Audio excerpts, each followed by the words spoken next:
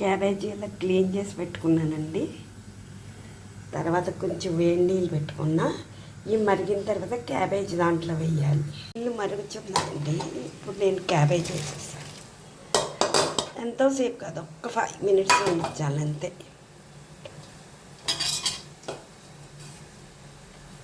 Five minutes అయిపోయిందండి. ఇప్పుడు చిల్లుల గిన్నెలోకి నీళ్ళు అన్నీ తీసేద్దాం. తాలింపు పెడుతున్నానండి క్యాబేజీకి.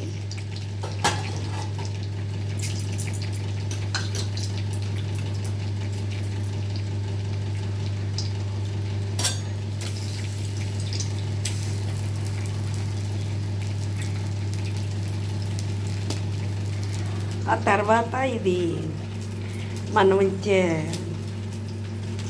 దీన్ని ఇలా చిన్న గిన్నెలో పోసుకున్న తర్వాత ఇలా గట్టిగా పిండాలండి. దీన్ని వాటర్ అంతా కింద పోతుంది, ఇలా వస్తుంది.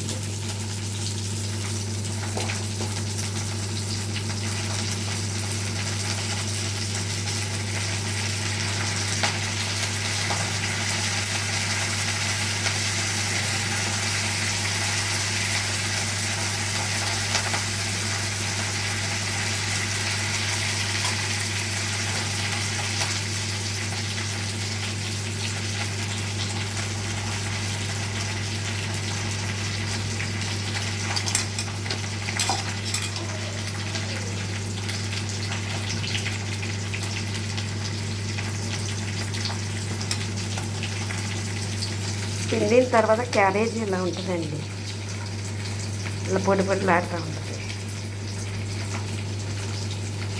అయిపోయిందండి, పోపు వేగిపోయింది. తర్వాత క్యాబేజీ వేస్తుందండి.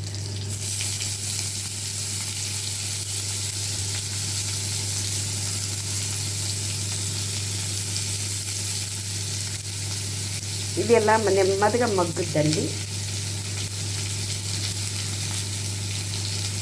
క్యాబేజీ అవుతుందా, అయిపోవచ్చు. ఈ స్టేజ్లో ఉండగా కొంచెం కొబ్బరి వేయాలి. కొబ్బరి కొంచెం మిక్సీ పెట్టాను. ఎంతోసేపు వేసుకుంటాను, ఒక 2 నిమిషాలు వేస్తే సరిపోతుంది.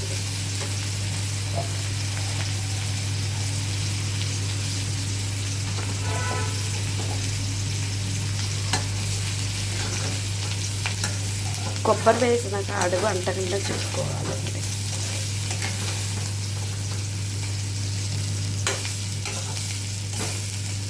ఫైనల్గా ఇలా తయారైపోయింది.